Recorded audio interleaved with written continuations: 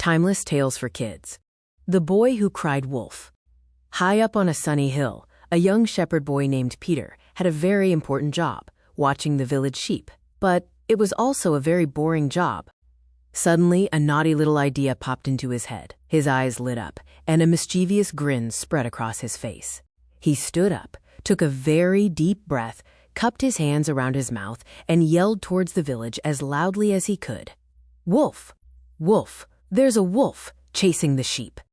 Down in the village, the people heard his cry. They dropped their tools in alarm and raced up the hill to save the sheep. But when they arrived at the top of the hill, breathless and worried, they found Peter rolling on the grass with laughter. The sheep were grazing peacefully. There was no wolf. The villagers were not laughing. Farmer John, his face stern and cross, pointed a finger at the boy. "That is not a funny trick, Peter. We were very worried," he said. They all turned and marched grumpily back down the hill. The next day, Peter was back on the hill with the sheep, and once again, he was bored. He remembered the excitement from yesterday and thought, "I'll do it again." And so he did it again. He jumped to his feet, took a deep breath, and shouted even louder than before, "Wolf! Wolf! A wolf is here. Really, this time." Down in the village, the villagers heard him again. They stopped what they were doing and looked at each other, annoyed. "Is he tricking us again?" asked Mary. Farmer John sighed angrily. "We have to go, just in case." So, grumbling and annoyed, the villagers trudged back up the hill. This time, they did not run. They stomped. When they finally reached the top, they found Peter laughing even harder than the day before. "I fooled you again," he cried, pointing at their angry faces.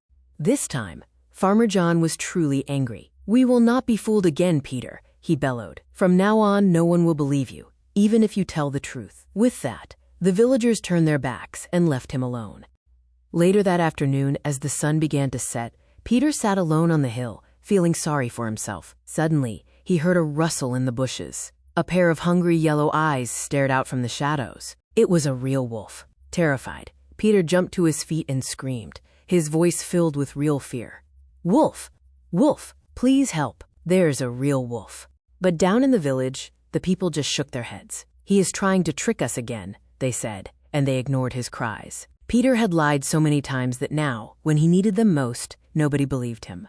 The wolf chased the flock into the woods, and Peter was left alone in the growing darkness. When it was all over, he looked around and saw that most of his sheep were gone. He had never felt so scared and so foolish.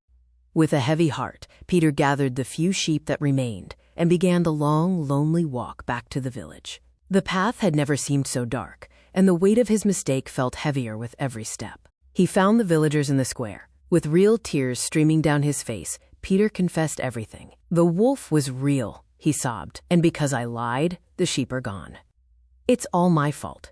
Old Man Miller stepped forward and placed a gentle hand on Peter's shoulder. "A liar will not be believed, even when he tells the truth," he said softly. "Let this be a hard lesson, my boy. Trust, once broken, is a very difficult thing to mend." From that day on, Peter never told a lie again. If you enjoyed watching this video, do like, share, and subscribe to our channel. Take care and goodbye.